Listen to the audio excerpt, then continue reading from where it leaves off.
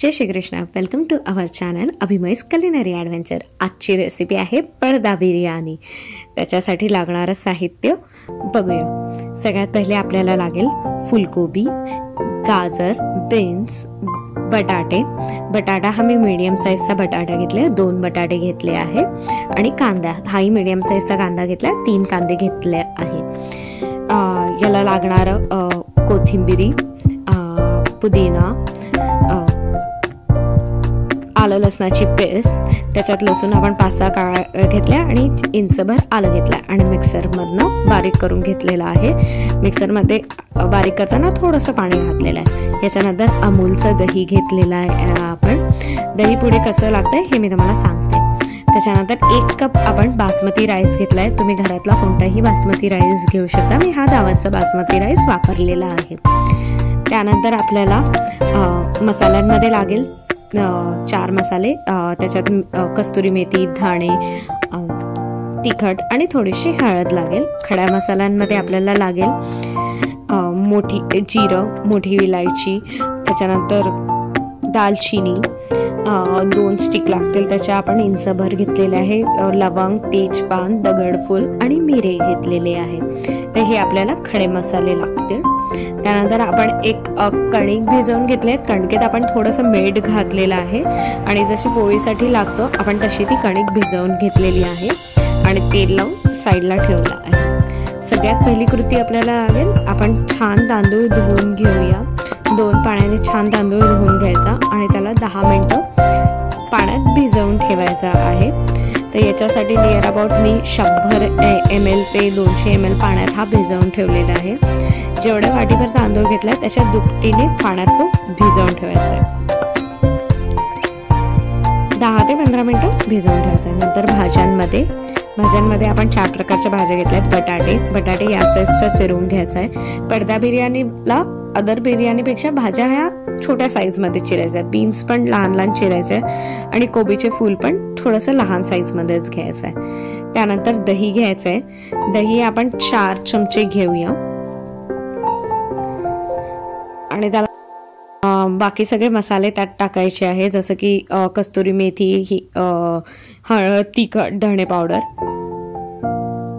हे आपण सगळं त्या दह्यामध्ये मिक्स करून घेतलंय आणि याला मॅरिनेट करून साईडला ठेवू शकतोय।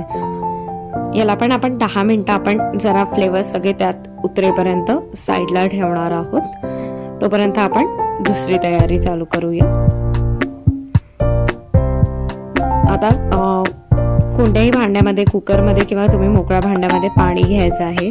जेवढं तांदूळ घेतलाय त्याच्या दुप्पट पाणी, त्यात आपण मिरे टाकलाय, दगडफूल, लवंग आणि दालचिनी टाकली आहे आणि त्याच्यात आपण तो भिजवून ठेवलेला तांदूळ घालायचा आहे। दुप्पट पाणी घ्यायचं म्हणजे तांदूळ मोकळा शिजतो आणि त्याला आपण शिजवून घेतलाय। तर हा आपण फुल कुक राईस घेतलेला आहे, ठीक आहे। आता आपण कढईत तेल घेतलाय, त्याच्यात आपण कांदा हा लंबा चिरला होता आणि तो कम्प्लिटली फ्राय करून घ्यायचा आहे। एक क्विक टिप आहे, जेव्हा तुम्हाला कांदा लवकर शिजवायचा असेल त्याच्यात चमचाभर मीठ टाकायचं, म्हणजे लवकर कांदा शिजतो। आता आपण कांदा बाजूला काढून ठेवून देऊ। पुन्हा कढईत थोडंसं तेल घेऊ, त्यात आपले खडे मसाले घालायचे आहेत। तेल गरम झाल्यावर खड्या मसाल्यांमध्ये तेजपान, दगडफूल, मिरे आणि जिरं आपण हे घातलेलं आहे आणि छान त्याला गरम होऊ द्यायचं आहे, भाजून घ्यायचे तेलात। आणि त्यानंतर आपण जे मॅरिनेट करून भाज्या ठेवल्या होत्या ते घालायचं आहे। त्यात आलं लसणाची पेस्ट पण घालायची आताच आणि चवीपुरतं मीठ घालून टोटली त्या भाज्या शिजवून घ्यायच्या छान। वाफेवर शिजवायच्या, चवीनुसार मीठ घालायचं, वाफेवर शिजवायच्या भाज्या। तुम्ही कव्हर करून घालू शकता। थोडीशी भाजी लागत असेल तर त्यात तुम्ही एक बर्फाचा खडा किंवा हलकंसं चमचाभर पाणी सोडलं तर चालेल, कारण की त्यांनी भाजीला छान वाफ पण धरते आणि लागत पण नाही आणि भाजी शिजवून घेतली। आता आपल्याला पडदा बिर्याणीची मुख्य तयारी करायची आहे। आता मी एक मोठी जी आपण कणिक भिजवली होती त्याची पोळी लाटून घेतली आहे। ती अशी एका फ्लॅट कढईत घेतली आहे। त्यात सगळ्यात पहिले आपण पुदिना घातला आहे। हे डेकोरेशननुसार ही फ्रंट साईड राहणार आहे, जी मी आत्ताच डेकोरेट करते खाली, तेव्हा तुम्ही जास्त प्रमाणात सगळं घालू शकता। नेहमी आपण बिर्याणी जेव्हा स्टॅक करत असतो तेव्हा आपण सगळ्यात शेवटी या गोष्टी घालतो. याच्यात आपल्याला सगळ्यात आधी घालायचं आहे. मग थोडासा लेअरिंगसाठी राईस जो आपण शिजवून घेतलेला आहे एका लेवलला टाकायचा आणि त्याच्यात मग तुम्हाला जशा भाज्या आवडतात, जास्त आवडतात, कमी आवडतात, त्याप्रमाणे आपण याच्यात त्या भाज्याही स्टॅक करू शकतो.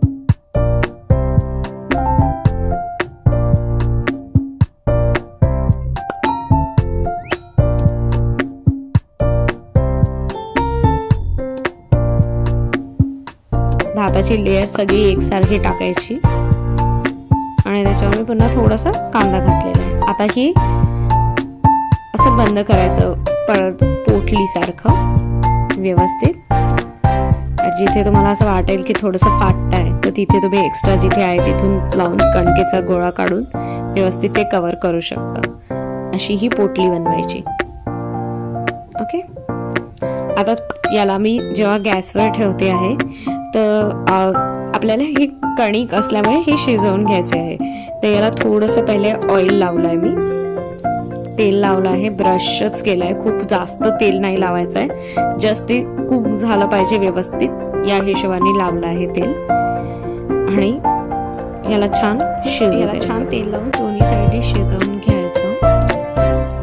शिजल्यानंतर दोन्ही साईडने छान खुशखुशीत शिजल्यानंतर तुम्ही याला सुरीच्या मदतीने कापू शकतात. ज्याला एक सरळ रेष आणि एक त्याला क्रॉस करून असं मारायचं आहे, जेणेकरून प्रत्येक हा त्रिकोणी भाग निघाला पाहिजे जेव्हा आपण पडदा बिर्याणी ओपन करू.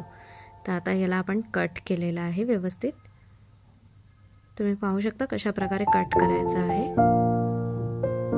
छान खुशखुशीत शिजली तर छान कट होतं, त्याचं काही कणिक जाणवत नाही. आणि मग याला